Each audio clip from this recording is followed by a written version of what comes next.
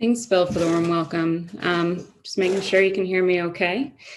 And thank you to the San Francisco Fed, Wells Fargo, UC Irvine, and Orange County United Way as well for creating this space for us to all come together. My name is Alexandra Altman, and I'm Math Strategic Initiatives Manager. In terms of our agenda for the next 20 minutes, so I want to start just by sharing a little bit about who Math is, and talk about how we responded to the COVID-19 crisis and what we learned from that work and subsequent research. So just to start with a little bit about who we are as an organization, MAF is on a mission to help people become visible, active, and successful in the financial mainstream. And for the past nearly 15 years, we've done this by uplifting the innovative practices people are using to lend and borrow money amongst each other. Our core Lending Circles program provides zero interest credit building loans, which formalize social lending practices happening in communities across the world, and indeed here in Orange County, where folks otherwise lack access to mainstream credit. Pairing these loans with financial education, MAF's programs help people establish credit for the first time, buy homes, apply for citizenship or DACA, and launch businesses. At the beginning of 2020, we were moving along as usual, focused on outreach to help people access loans and financial education and work towards their goals. But as you well know, that all changed overnight. We started hearing from people in the early days of COVID who were anxious about losing jobs and income, and what they needed from us in that moment was changing. At MAF, part of who we are is we listen to people. We recognize them as the experts in their own lives, and we step up. And in March 2020, that meant for all of us to move at lightning speed to stand up new programs to offer crisis relief. First and foremost, what people needed most was direct cash assistance. So the core of our response was a program to offer $500 to students, low-wage workers, and immigrant families left out of the CARES Act to use however they needed. Second, we created a new resources finder, one central hub for resources related to the COVID-19 pandemic to help people connect to the resources that fit their specific needs. And third, we constructed new bridge loans, so zero interest loans with built-in forbearance to offer micro entrepreneurs and small business owners a little bit of breathing room just to adjust and adapt to what was going on. At the beginning of April, we opened the new programs. It's not an overstatement to say that we were overwhelmed within minutes. The website that hosted the grant application crashed. We started getting support requests every minute. And that was the reality of this crisis, that millions of people were getting hit like never before. And in that moment, if we had said, okay, we'll do what we can and just give out financial relief on a first come, first served basis, we would have been done in 20 minutes. But we also knew that if we did that and we dispersed relief on a first come, first served basis, it would perpetuate systemic inequities. And the reality was people with the best access and technology were likely to get in line first. So instead of just dispersing cash, we decided to do so intentionally, rooting our program in equity and focusing the money we had on those who needed it the most. So this focus on equity isn't new. It's been a huge theme throughout 2020, but the way that MAF implemented it during COVID to operationalize a financial equity lens is something that we drew on all of our prior learnings and research to create. Over more than a decade, MAF has led research into the financial lives and strategies of the nation's poor and immigrant households. The way we understand financial security rests on having a diverse array of financial strategies, including from formal work, from family networks, and from the government. We knew that the crisis had devastated many of these strategies, and so we chose to target relief on households who could benefit the most from an additional strategy. Within the context of the Rapid Response Fund, families were eligible if they were low income and then prioritized if they were facing income losses due to COVID, and how stark those income losses were. We focused on families without access to government support, and in this case, CARES Act relief checks.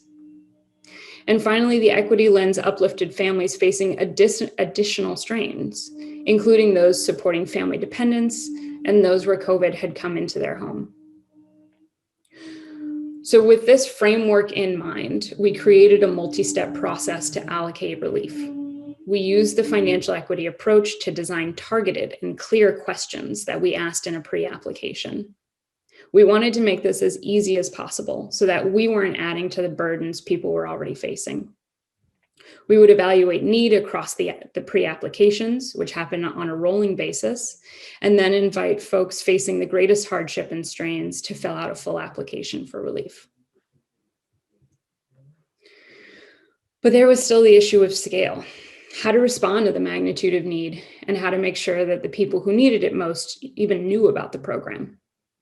So to amplify the admittedly mighty power of our own 30-person staff, we built new partnerships with local governments, with foundations and other philanthropic partners, and community-based organizations, not only in Orange County and San Francisco, where we're based, but across the country.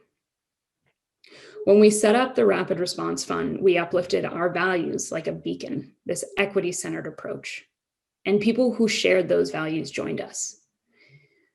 For example, in San Mateo County, John Sobrato Sr., a local philanthropic leader, committed $5 million of his own money for relief in that county.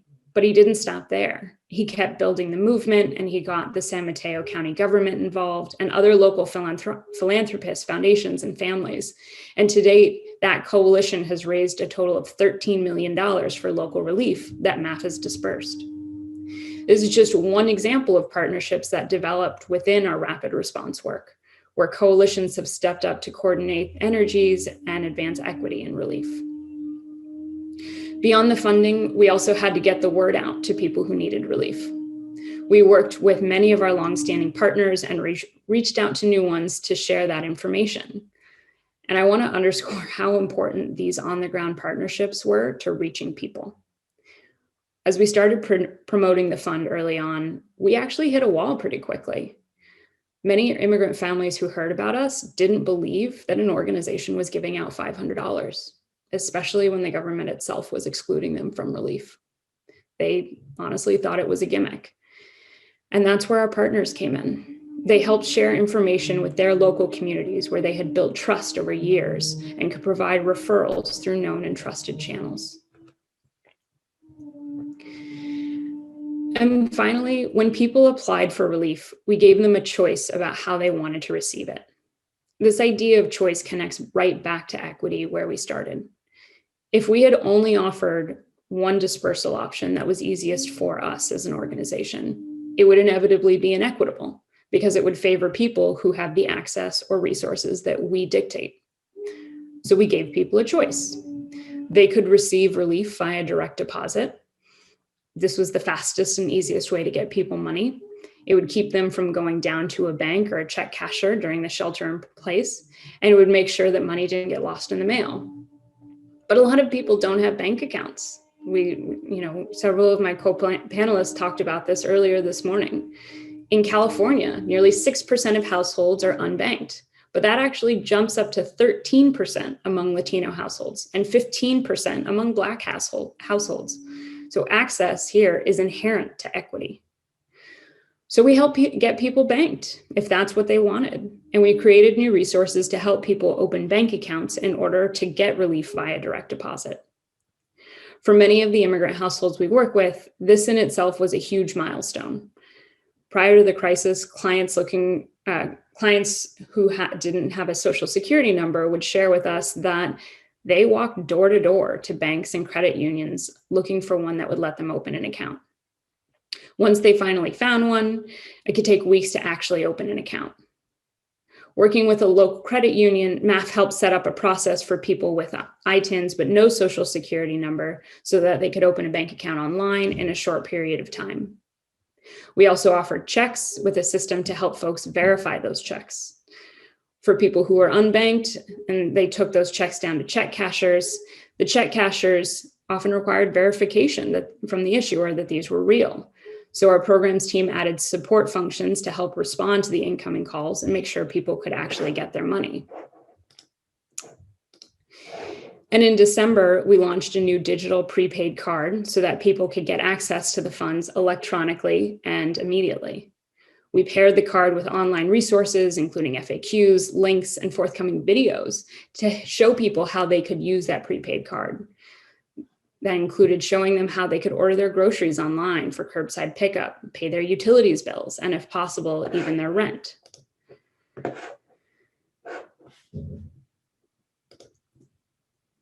So those are the key pieces in how MAF did it. Equity was our North Star. Partners helped us scale. And at no point did we lose sight that we are here to serve people, to help them in their moment of need, and always treat them with dignity and respect. Over the last 8 months, we received applications from more than 200,000 people. And among these, we were able to prioritize those with the greatest need and actually get money into the hands of more than 43,000 people across the country. This relief work is still ongoing. It extends into 2021. As you well know, the crisis is not over, and families are still feeling deep financial pain. And many of their stories are untold. Through the Rapid Response Fund, MAF established a new connection, in particular with thousands of immigrant families who are left out of federal relief. And we have a unique opportunity to understand what they're facing. So we created a PostGrant survey to do exactly that. Create the space to hear from immigrant families about how the crisis has impacted them.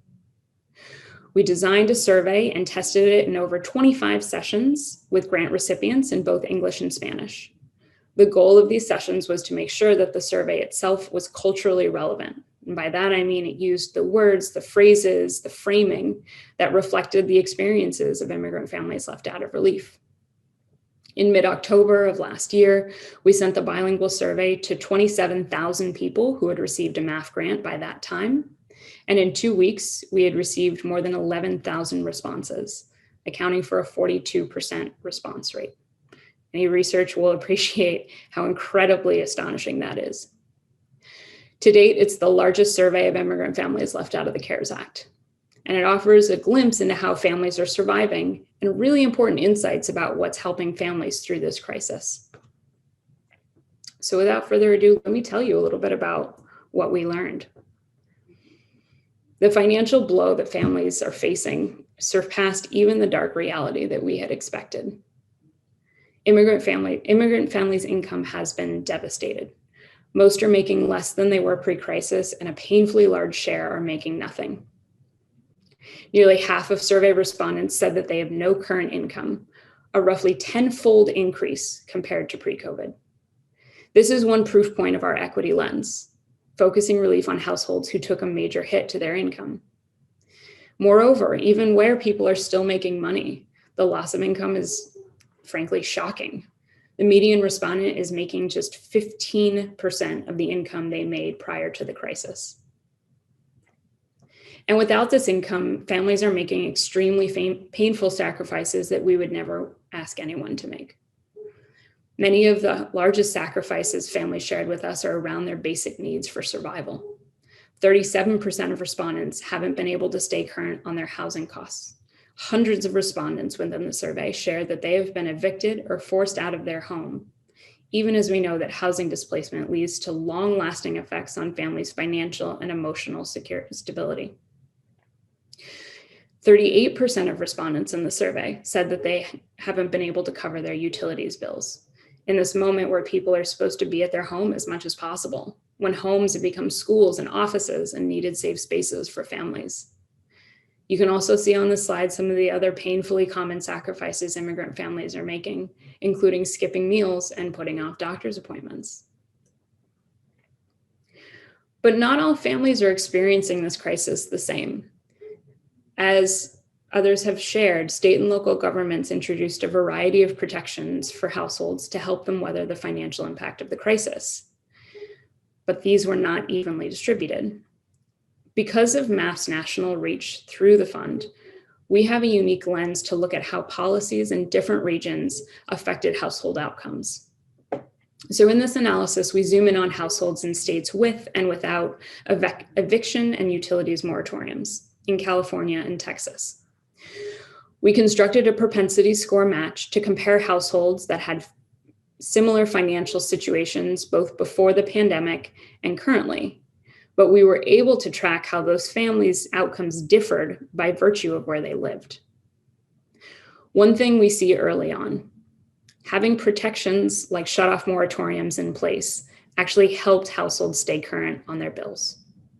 In our sample, 40% of households in California, where utilities moratoriums prevented shutoffs due to late payments, these reported paying utilities bills late or not in full. By contrast, 49% of households in Texas, where they were living without utilities moratoriums, reported falling behind on their utilities payments.